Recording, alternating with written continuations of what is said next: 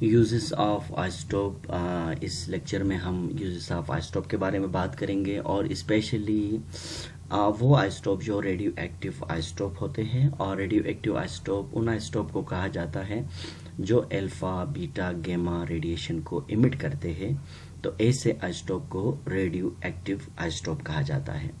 تو radio active آئسٹوپ medical field میں یہ بہت ہی زیادہ امپورٹنس ہے ان کی، اور ان کو ایز اے ٹریسر کے طور پر اسپیشلی کینسر جیسی بیماری کو ٹریس کرنا، اور ان کو ایز اے میڈیسن کے طور پر بھی استعمال کیا جاتا ہے، کیونکہ ریڈیو ایکٹیو آئسٹوپ جو میڈیسن کے طور پر استعمال کرتے ہیں ان کو نیوکلیئر میڈیسن بھی کہا جاتا ہے۔ تو سب سے پہلے ہم بات کرتے ہیں کہ اس کا پہلا اپلیکیشن کیا ہے، کہ tracer for diagnosis and medicine, یعنی جو کہ ہمارے پاس ریڈیو ایکٹیو آئسٹوپ ہے، جیسے کہ فار ایگزامپل ہمارے پاس ریڈیو ایکٹیو آیوڈین جو کہ ماس نمبر 131 ہے، اور اس کو ایز اے ٹریسر کے طور پر استعمال کیا جاتا ہے۔ کس چیز کے لیے ہے؟ ڈائگنوسنگ تھائرائڈ پرابلم اور تھائرائڈ ٹریٹمنٹ کے لیے بھی استعمال کیا جاتا ہے۔ تو جیسے کہ میں نے لکھا کہ ریڈیو ایکٹیو آیوڈین 131 اسے یوز کیا جاتا ہے ایز اے ٹریسر، کس کے لیے؟ ڈائگنوسنگ تھائرائڈ پرابلم، اور ساتھ ساتھ ٹریٹمنٹ کے لیے بھی اس کو استعمال کیا جاتا ہے۔ اچھا، تھائرائڈ پرابلم کیا ہے؟ اس کو ہم بیسیکلی گیوٹر بھی کہتے ہیں، اور جہاں ہمارا جو تھائرائڈ جو گلینڈ ہوتا ہے، یہ نارملی کیا ہوتا ہے، اس کا سائز بڑھ جاتا ہے۔ دیکھیں، یہ ایک نارمل تھائرائڈ گلینڈ ہمیں دکھایا گیا ہے، اور یہ نارمل سائز ہے، اور یہاں دیکھیں یہ ہمارے پاس ان لارج تھائرائڈ گلینڈ ہے، اور اس کا سائز زیادہ یعنی زیادہ پھول چکا ہے۔ تو یہ بیسیکلی ایک بیماری ہے، اور اس کو ہم کیا کہتے ہیں؟ گیوٹر کہتے ہیں۔ یہ نارملی ہمارے غذا کے اندر جو آیوڈین کی کمی کی وجہ سے پیدا ہوتا ہے، کیونکہ ہمارا جو تھائرائڈ پرابلم جو تھائرائڈ گلینڈ ہوتا ہے، اس کے اندر آیوڈین کی ضرورت ہوتی ہے، اور اس کو ایک خاص مقدار میں آیوڈین چاہیے ہوتا ہے، اور یہ کیا کرتا ہے؟ آیوڈین کو ایبزارب کرتا ہے، اور آیوڈین ایز اے نیوٹرینٹ کے طور پر استعمال کرتا ہے۔ لیکن بعض اوقات ہمارے کھانے میں آیوڈین کی کمی کی وجہ سے پھر اس میں آیوڈین کی کمی ہو جاتی ہے، آیوڈائڈ آئن کی، اور جس کی وجہ سے یہ کیا ہوتا ہے؟ یہ پھول جاتا ہے، یہ سویلنگ ہو جاتا ہے۔ تو اس بیماری کا نام کیا ہے؟ گیوٹر ہے۔ تو نارملی پرانے زمانے میں ہم روک سالٹ استعمال کرتے تھے، اور ابھی جو گرائنڈ جو وائٹ نمک ہے، اس کے اندر آیوڈین بھی ڈالا گیا ہے ہیلتھ کے ذریعے سے۔ تو اس لیے ڈالا گیا ہے کیونکہ اس کے اندر آیوڈین ملانے سے ہم آیوڈین کو اپنے غذا میں استعمال کرتے ہیں، تاکہ یہ جو گیوٹر کی بیماری سے ہم بچ سکیں۔ تو سمپلی آپ کو یہ دیکھنا ہے کہ جو آیوڈین ہے ہمارے پاس 131، اس کو گیوٹر کی بیماری کو ڈائگنوز کرنے کے لیے بھی استعمال کرتے ہیں، اور اس کی ٹریٹمنٹ کے لیے بھی استعمال کرتے ہیں۔ جب آیوڈین کھایا جاتا ہے تو ایسے میں وہ اس کی ڈیفیشنسی پوری ہو جاتی ہے، تو وہ گیوٹر کی بیماری سے جو ہے نا ہم بچتے ہیں۔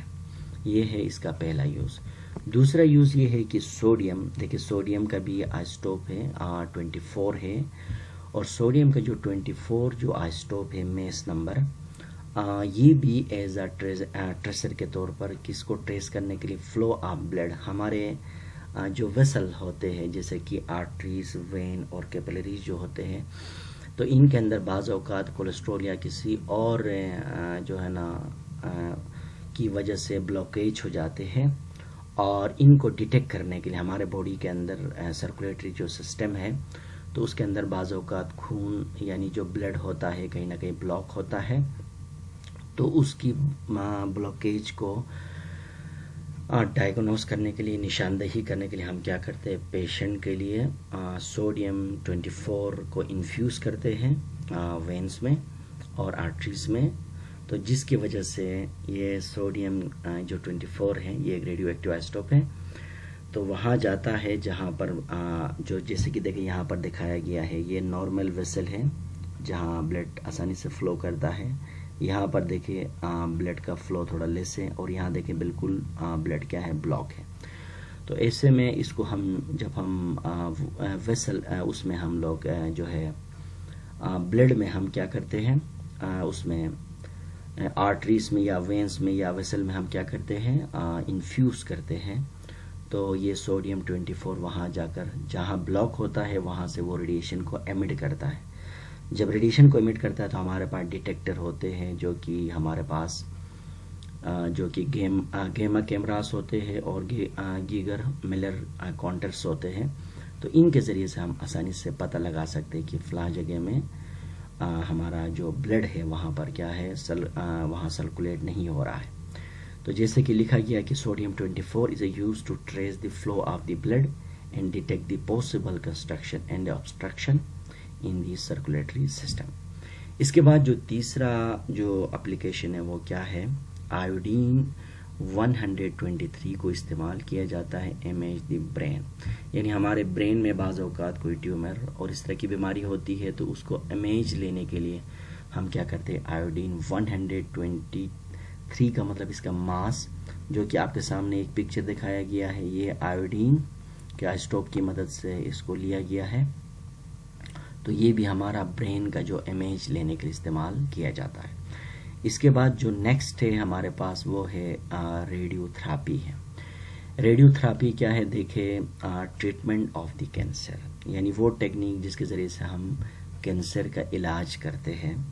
اور آپ کو پتہ ہے کینسر کا جو علاج کیا جاتا ہے اس کو ہم نیوکلیر میڈیسن بھی کہتے ہیں.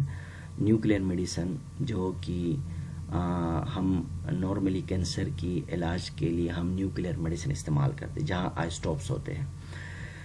تو دیکھیں یہاں پر جو کوبالٹ 60 ہے، لیکن اس سے پہلے میں آپ کو ایک چیز بتا دوں کہ کینسر بعض اوقات ہمارے باڈی کے سکن کے اوپر ہوتی ہے اور بعض اوقات ہمارے انٹیریئر پارٹ میں ہوتی ہے. اگر باڈی کے ایکسٹرنل پارٹ میں ہے تو ہم کیا کرتے ہیں، فاسفورس 32 آئسٹوپ لیتے ہیں جس سے بیٹا ریڈیشن ایمٹ ہو جاتے ہیں جو کہ انٹینسٹی کم ہوتی ہے، جو آسانی سے ہم کسی ہاتھ میں یا کسی بھی جگہ میں جہاں ہمارے باڈی کے اپر پارٹ میں جو کینسر ہوتی ہے تو ہم بیٹا ریڈیشن جو ہوتے ہیں ان کی انٹینسٹی کم ہوتی ہے تو ہم آسانی سے کیا کرتے ہیں، ان سیل کو ہم کیا کرتے ہیں، ڈیٹ کرتے ہیں. لیکن کوبالٹ 60 جو ہے اس کو بیسیکلی انٹیریئر بعض اوقات ہمارا لنگس، ہمارے برین میں ٹیومر ہوتا ہے تو اس کے علاج کے لیے ہم اس کو یعنی کوبالٹ 60 استعمال کرتے ہیں. کیونکہ کوبالٹ 60 سے جو ریڈیشن نکلتے ہیں یہ بیسیکلی گیما ریڈیشن نکلتے ہیں، اور جو گیما ریڈیشن ہوتے ہیں وہ اسٹرانگ ریڈیشن اور جس کی انٹینسٹی کیا ہوتی ہے، زیادہ ہوتی ہے. تو اسی طرح سے میں آپ کو بتاتا چلوں کہ ٹیومر کیا ہے. دیکھیں ٹیومر بیسیکلی ہمارے باڈی کے اندر مائٹوسس کا عمل ہوتا ہے جو کہ نارمل جو کہ ڈویژن آف دی سیل ہوتے ہیں، لیکن بعض اوقات کیا ہوتا ہے، uncontrolled division of the cell ہوتے ہیں اور جس کی وجہ سے ہمارے سیل کچھ زیادہ ہی بننا شروع ہو جاتے ہیں اور جن کو انگلش میں ٹیومر کہتے ہیں اور اردو میں اس کو رسولی کہا جاتا ہے. تو سمپلی ان کنٹرول ڈویژن سیل ڈویژن کو ہم کیا کہتے ہیں، کینسر کہتے ہیں. تو اسی طرح سے دیکھیں کوبالٹ جو 60 ہے اس کے اندر سے ہم گیما ریڈیشن جیسے کہ یہاں پہ دکھایا گیا ہے، یہ دیکھیں برین ہے اور یہاں پر ٹیومر ہے اور اس ٹیومر کے اندر ہم کیا کرتے ہیں، کوبالٹ ریڈیو ایکٹیو آئسٹوپ لیتے ہیں. اس سے ہم گیما ریڈیشن کو ہم جو ہے نا بمبارڈمنٹ کرتے پاس کرتے ہیں اور جس کی وجہ سے یہ جو کینسریس جو سیل ہے اس کو ہم کیا کرتے ہیں، ڈیٹ کرتے ہیں. تو اس کو بولتے ہیں ہم ریڈیو تھراپی کہا جاتا ہے. تو اسی طرح سے cobalt 60 is commonly used to irradiate the cancer cell in hope of the killing and shrinking the tumor. تو نارملی وہ جو ٹیومر ہے ان سیلز کو ہم ڈیتھ کرتے ہیں یا تو ان کو ہم شرنک کرتے ہیں. اس کے بعد جو نیکسٹ جو ہے نا اپلیکیشن ہے وہ ہے کہ جو ریڈیو ایکٹیو آئسٹوپ اسپیشلی جو کاربن 14 ہے. کاربن آپ کو پتہ ہے اس کے 3 آئسٹوپ ہے، ایک کاربن 12 ہے، ایک کاربن 13 ہے، ایک کاربن 14 ہے. تو کاربن 14 کو ہم کیا کرتے ہیں، فوٹوسنتھیسس کے عمل میں ہونے والے ریئیکشن کے میکینزم کو، اس کے پاتھ کو دیکھنے کے لیے بھی ہم استعمال کرتے ہیں. نارملی ہمیں پتہ ہے کہ فوٹوسنتھیسس کیا ہے، ایک ایسا بایولوجیکل عمل ہوتا ہے جو کسی بھی پلانٹ کے لیف کے اندر سورج کی موجودگی میں جڑوں سے پانی آتا ہے اور ایٹماسفیئر سے کاربن ڈائی آکسائڈ آ جاتا ہے اور یہ دونوں مل کر، جس سے کہ دیکھیے واٹر ہے اور یہ جڑوں سے آیا ہے، اور یہ کاربن ڈائی آکسائڈ ہے ایٹماسفیئر سے آتا ہے. یہ جب ملتے ہیں تو گلوکوز بنتا ہے، اور پلس کیا ہے آکسیجن جو ہے نا ایمٹ ہوتا ہے. اور تو اسی طرح سے ہم ابھی ظاہر سی بات ہے یہاں دیکھیں واٹر اور کاربن ڈائی آکسائڈ کے جو کتنے سٹیپ ہے، اور واٹر کہاں سے آیا اور کاربن ڈائی آکسائڈ پلانٹ کے اندر کہاں کہاں گیا اور اس کے سٹیپس کیا ہے. تو اس کو ہم مطلب مانیٹرنگ کرنے کے لیے ہم کیا کرتے ہیں، کاربن 14 ہم استعمال اب کاربن 14 کیسے استعمال کرتے ہیں؟ ہم نارملی کیا کرتے ہیں، کاربن ڈائی آکسائڈ یعنی اس کاربن کو لیتے ہیں جو کہ ہمارے پاس جو کاربن 14 ہے، اور اس کا آئسوٹوپ استعمال کر کے ہم کاربن ڈائی آکسائڈ لیبلنگ کرتے ہیں. ہم کاربن ڈائی آکسائڈ بنا لیتے ہیں، اور اس کاربن ڈائی آکسائڈ کو ہم کیا کرتے ہیں، پلانٹ کو پرووائڈ کرتے ہیں.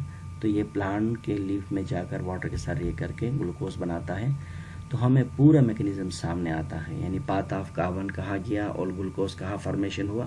تو اس کے تمام سٹیپس یعنی فوٹوسنتھیسس کے اندر ہم کاربن کے پاتھ کو یعنی کاربن 14 آئسوٹوپ کی مدد سے ہم معلوم کر سکتے ہیں. اس کے بعد جو نیکسٹ ہمارے پاس ہے نمبر 6 ہے ریڈیو ایکٹیو جو آئسوٹوپ ہوتا ہے. ان کو ہم نارملی ریئیکشن کے میکینزم کے اندر بھی استعمال کیا جاتا ہے. تو ریئیکشن کا میکینزم کیا ہے، پاتھ آف ریئیکشن کو ہم کیا کہتے ہیں، میکینزم کہتے ہیں. دیکھیں آپ کے سامنے یہ اس کو اسٹر بولتے ہیں. یہاں دیکھیے یہ آر ہے، الکائل گروپ ہے، یہ سی ہے، کاربن ہے، کاربونائل کاربن ہے، یہ او ہے، آر ہے، اس کو اسٹر بولتے ہیں. اور یہ دیکھیں واٹر ہے. اب آپ دیکھیں واٹر کے اندر بھی آکسیجن ہے اور اسٹر میں بھی 2 آکسیجن ہے. جب یہ واٹر اور اسٹر کو ہم ریئیکٹ کراتے ہیں تو ہمارے پاس کیا بن جاتا ہے، ہمارے پاس کاربوکسیلک ایسڈ بنتا ہے اور پلس کیا بنتا ہے، الکوہل بنا. اب ہمیں کیسا پتہ چلے گا کہ یہاں جو الکوہل بنا ہے، یہ جو الکوہل بنا ہے اس کے اندر آکسیجن کون سا آیا، یہ آکسیجن واٹر والا ہے یا یہ آکسیجن اسٹار والا ہے. اسی طرح سے یہاں پر جو کاربوکسیلک ایسڈ اس کے اندر جو آکسیجن ہے یہ کون. تو ہم کیا کرتے ہیں، اس کے پہلے لیبلنگ کرتے ہیں. تو یہاں پر ہم کیا کرتے ہیں، نارمل اسٹر کے ساتھ ہم واٹر کا وہ آکسیجن والا آئسوٹوپ لیتے ہیں، کیونکہ آکسیجن کا آئسوٹوپ 18 آکسیجن جو 18 ہوتا ہے وہ ریڈیو ایکٹیو آئسوٹوپ ہوتا ہے. اور اس کی ہم لیبلنگ کرتے ہیں. لیبلنگ کرنے کے بعد ہم کیا کرتے ہیں، اس واٹر کو ہم اس کے ساتھ ریئیکٹ کراتے ہیں. تو اب ریئیکشن میں دیکھیں آپ، جو ہمارے پاس الکوہل بنا ہے اس کے اندر واٹر کا آکسیجن اس کے اندر نہیں گیا، بلکہ واٹر کا آکسیجن ہمارے پاس کہاں گیا، اسٹر کے ساتھ یعنی اسٹر کے فیملی کے ساتھ ملا ہے. تو اب پروڈکٹ کے اندر ہمیں پتہ چلا کہ کاربوکسیلک ایسڈ میں جو آکسیجن آیا ہے وہ بیسیکلی واٹر سے آیا ہے، اور جو الکوہل میں جو آکسیجن آیا وہ بیسیکلی کہاں سے آیا ہے، اسٹر سے آیا ہے. تو اس سے ہمیں ریئیکشن کا میکینزم یعنی پاتھ آف ریئیکشن آسانی سے پتہ چلتا ہے. تو جیسے کہ لکھا گیا radio active isotopes are also used to study the mechanism of the chemical reaction. اس کے بعد جو لاسٹ اپلیکیشن ہے وہ کیا ہے، in archaeological and geological field میں. تو آرکیولوجیکل آثار قدیمہ میں جو بھی چیزیں ہوتی ہیں جو کہ فوسلس ہوتے ہیں، پرانے جو کہ ہمارے پاس فوسلس ہوتے ہیں، اور دیگر ہمارے پاس چیزیں ہوتے ہیں جس میں سے راک ہوتا ہے، سوئل ہوتا ہے. اس کے بعد ممیز ہوتے ہیں، پرانے لاش پڑی ہوئی ہڈیاں ہوتی ہیں. تو ان کو بھی ہم کیا کرتے ہیں، کاربن ڈیٹنگ کے ذریعے سے ہم معلوم کر سکتے ہیں. یعنی کاربن نمبر 14 کاربن کا جو کاربن 14 ہے ایک ریڈیو ایکٹیو آئسوٹوپ ہے، اس کی مدد سے بھی ہم معلوم کر سکتے ہیں کہ یہ جو مومیز ہے یہ کب کا ہے، اور یہ چٹان ہے یہ کب اس کی عمر کیا ہے، اور اس کے بعد یہ دیگر جو پرانے جو فوسل جو بھی چیزیں ہم اس کو معلوم کر سکتے ہیں. تو جیسے کہ لکھا گیا ہے کہ radio active isotopes are use to date rock یعنی ایج، راک کا ایج معلوم کر سکتے ہیں، سوئل کا ایج معلوم کر سکتے ہیں، اور آرکیولوجیکل آبجیکٹ یعنی آثار قدیمہ کے جتنی بھی چیزیں ہیں، اور اس کے بعد ممیز جو بھی پرانی ہڈیاں لاشیں وغیرہ ہم معلوم کر سکتے ہیں. تو اس کے لیے جو ٹیکنیک ہے اس کا نام کیا ہے، کاربن ڈیٹنگ ہے. دیکھیں کاربن ڈیٹنگ کیا ہے. نارملی اسپیشلی جو ہے نا لیونگ تھنگ کے اندر، پلانٹ ہو یا وہ انیمل ہو، ان کے اندر کاربن جو ہے نا کاربن 14 کا ایک مخصوص مقدار ہوتا ہے، اور وہ مخصوص مقدار لیونگ تھنگ جیسے کہ پلانٹس اور انیمل میں ہمیشہ مینٹین رہتا ہے، کیونکہ پلانٹ اور انیمل ہر وقت کیا کرتا ہے، اپنا غذا بناتا ہے، پلانٹ اور انیمل اپنا غذا کھاتا ہے. تو ایسے میں انسان کے اندر یا پلانٹ اور انیمل کے اندر کسی کے اندر بھی وہ کاربن 14 ہمیشہ کچھ نہ کچھ مقدار میں ہوتا ہے. فار ایگزامپل کسی بھی انسان کے اندر کاربن جو ہے 14 ہے، مثال کے طور پر یہ 100 ملی گرام اس کے اندر ہے. تو اب ظاہر سی بات 100 ملی گرام باڈی کے اندر موجود ہے. تو اب یہ جو کاربن 14 ہے یہ ریڈیو ایکٹیو ہے، تو یہ بار بار کیا ہوتا ہے، بریک ہوتا ہے، اپنے ڈاٹر کسی اور جو ہے نا ایلیمنٹ میں تبدیل ہوتا ہے. تو پھر وہ کھانا جو کھاتا ہے اس کے اندر پھر نیا کاربن 14 آتا جاتا ہے، پھر اندر سے وہ بریک ہوتا جاتا ہے اور نیا 14 کاربن اسی طرح سے وہ جو ہے نا کاربن 14 کا مقدار پلانٹ ہو یا انیمل کے باڈی کے اندر ہمیشہ ریٹین رہتا ہے، نہ وہ کم ہوتا ہے اور نہ وہ زیادہ ہوتا ہے.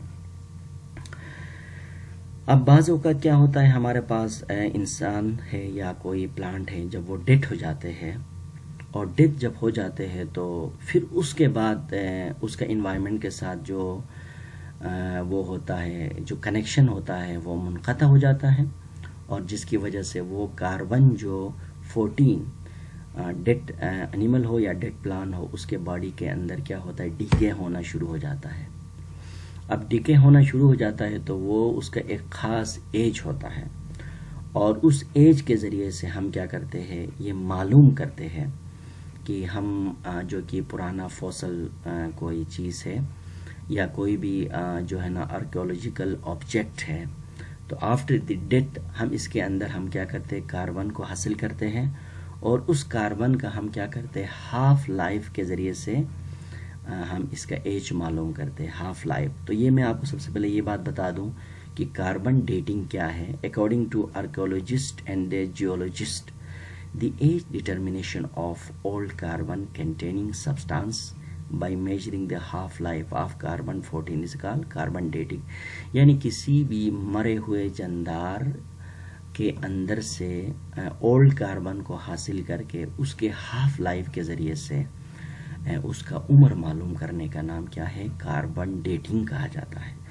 اچھا، کاربن ڈیٹنگ میں جو عمر معلوم کرتے ہیں وہ بیسیکلی ہاف لائف ہوتا ہے. ہاف لائف کیا چیز ہے، دیکھیں وہ ٹائم پیریڈ جس میں کوئی بھی سبسٹنس اسپیشلی کاربن 14 کا جو مقدار آدھا ہوتا ہے، یعنی کسی بھی سبسٹنس کا مقدار آدھا ہونے کے دوران اس کو جتنا ٹائم لگتا ہے اس کو ہم کیا کہتے ہیں، ہاف لائف کہتے ہیں. جیسے کہ لکھا گیا the time require for the quantity to reduce to half of its initial value is call کیا ہے، ہاف لائف ہے.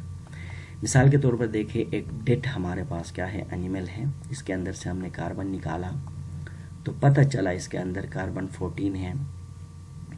تو مثال کے طور پر ہمارے پاس اس کے اندر 100 گرام کیا ہے، ہمارے پاس کاربن تھا، 100 ملی گرام کاربن تھا لیٹ سپوز. اب یہ جو 100 ملی گرام کاربن کیا ہے، یہ جا کر 5 ملی گرام کاربن میں تبدیل ہوگا، یعنی ڈیکے ہوگا، بریک ہو کے. تو تبدیل ہونے کے دوران جو ٹائم لگتا ہے وہ کتنا ٹائم لگتا ہے، 5730 ایئرس لگتے ہیں. یعنی کاربن کا وہ گرام جتنا بھی ہو، تقریباً آدھا کاربن، یعنی لائک اگر 100 ملی گرام یا 100 گرام یا 100 ملی گرام 50 ملی گرام میں تبدیل ہونے کے لیے، یعنی ڈیکے ہو کر وہ آدھا ہونے کے لیے، کیونکہ ریڈیو ایکٹیو آئسوٹوپ کیا ہوتا ہے، وہ ڈیکے ہو کر ختم ہو جاتا ہے، اس کے لیے کتنا ٹائم لگتا ہے ہمارے پاس، یعنی 5730 ایئرس لگتے ہیں. تو اس سے ہم کیا کرتے ہیں، اس کا لائف معلوم کر سکتے ہیں. اگر 100 ملی گرام کو 50 ملی گرام میں تبدیل ہونے کے لیے اتنا ٹائم لگا، اتنا سال لگا، پھر 50 کو مزید 25 ملی گرام میں آنے کے لیے پھر اتنا ٹائم لگا، تو کتنا ہو گیا، تقریباً 10,000 ہو گیا. تو 10,000 ایئرس لگے. تو اس طرح سے ہم کیا کرتے ہیں، کوئی بھی آرکیولوجیکل آبجیکٹ کا ہم کاربن ڈیٹنگ کے ذریعے سے ہم اس کا ایج کو ہم معلوم کر سکتے ہیں.